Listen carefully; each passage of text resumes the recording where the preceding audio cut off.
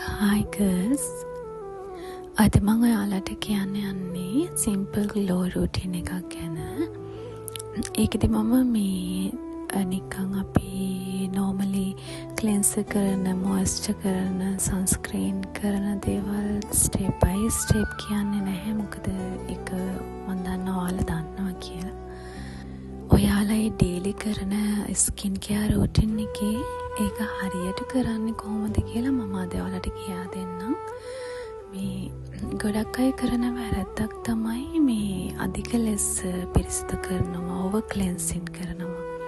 එතකොට අපේ සමේ තියෙන ස්වභාවික oil, ස්වභාවික ආරක්ෂිත ස්තරයක් තියෙනවා. ඒකට damage වෙන්න බලනවා. සාමාන්‍යයෙන් අපේ සමේ pH අගය 4.7ත් 5.7ත් අතර තමයි තියෙන්න ඕනේ.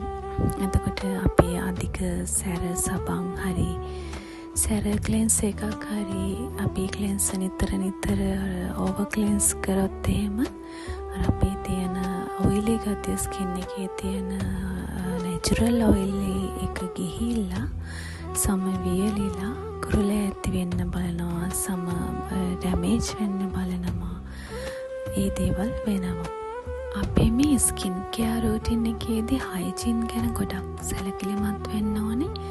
මොකද කිව්වොත් අපි කොට්ටෝරේ අපි පිලෝ කේස් එක සතියකට සැරයක්වත් මාරු කරන්න ඕනේ. සතියකට සැරයක් නෙමෙයි, ඇත්තටම ඒක දවස් දෙකකට සැරයක්වත් ඔයාගේ ඔළුවේ ඩැන්ඩ්‍රෆ් තියෙනවා නම් එහෙනම් අපිට ඩේලි අයින් කරන්න වෙනවා.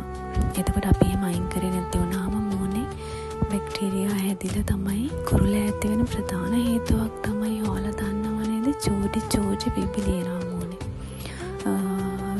බේබි පිම්පල්ස් වගේ. එතකොට අන්නේ ඇති වෙන්න ප්‍රධානම හේතුවක් තමයි මේ බැක්ටීරියා. ගොඩක්ම පිලෝ කේස් එකකින් තමයි පිලෝ කේස් එක ඔයාලා චේන්ජ් කරන්නේ නැත්නම් තමයි මේක වෙන්නේ. මොකද ඩැන්ඩ්‍රෆ් නිසා, තව මොනේ තියෙන ඔයිලි ගතිය නිසා. තව දෙයක් තමයි මේ අධිකව සීනි අපේ ආහාරයට ගන්න කෙනුත් අර අපේ සමේ තියෙන එලාස්ටිසිටි එක අඩු වෙනවා කියලා කියනවා. ඒක වෙනවා. ඒතරම අර සුගර් කොහොමත් හොඳ නැහැ නේද? ඒ නිසා අපි ගැනත් සැලකිලිමත් වෙන්න ඕනේ. අපි අනිවාර්යයෙන්ම ඕනම කෙනෙක් මොයිස්චරයිස් කරනවා කියලා දන්නවා. ඒ වුණාට ඇත්තටම සමහර අය ඔයිලි ස්කින් එකක් තියෙන අය ටිකක් බයයි. මොකද එයාලගේ ඔයිලි ස්කින් එකට සමහර අය කියනවා හොඳ නැහැ කියලා. ඒත් මගේ දැනුමට අනුව නම් ඔයිලි ස්කින් එකක් වුණත් අපි මොයිස්චර් කරන්න ඕනේ. නැත්තම් ඒ කියන්නේ අපිට අපේ ස්කින් එකට හයිඩ්‍රේෂන් ඕනේ. අපි ඇතුළතින් අපි හයිඩ්‍රේට් වෙනවා වගේම වතුර හොඳට බොන්න ඕනේ. එතකොට ඒ අර ස්කින් එකේ තියෙන අපේ හයිඩ්‍රේෂන් එක මොයිස්චර් එක අපි ස්කින් එකෙන් එළියට දෙන එක නවත්තන්න තමයි අපි මොයිස්චර් කරන්නේ. එතකොට අනිවාර්යෙන්ම ඔයිලි ස්කින් එකක් තිබ්බත් මම රෙකමන්ඩ් කරන දෙයක් තමයි අපි අනිවාර්යෙන් මොයිස්චර් කරන්න ඕනේ ඩේලි.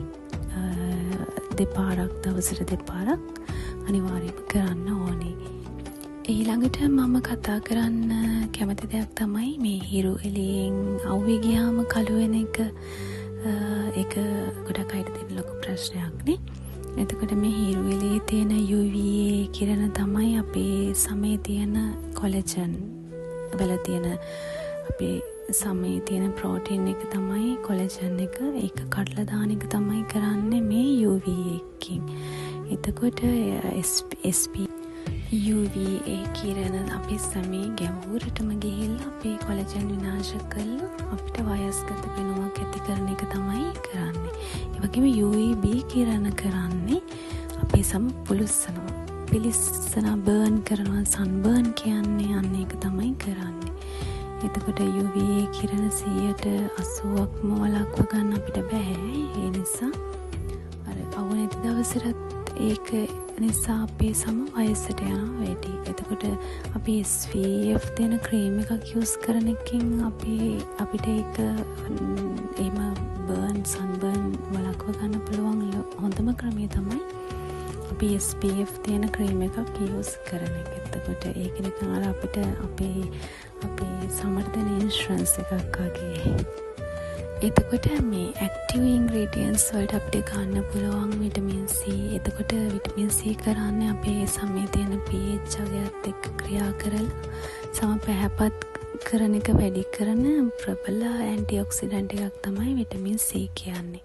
එතකොට නයිසිනමයිඩ් ඔයාලට යූස් කරන්නත් පුළුවන්. අපේ සමේ pH අගය සමබර කරලා තෙල් පාලනය කරන අර සීබම් කන්ට්‍රෝල් එකකින් කරන විටමින් B3 වර්ගයක් තියෙන හින්දා මේ තව නයිසිනමයිඩ් වලින් කරන තව දෙයක් තමයි මේ අපේ මොනහරි පොස් ස්කාස් දෙනවා නම් ඒවත් නැති වෙනවා.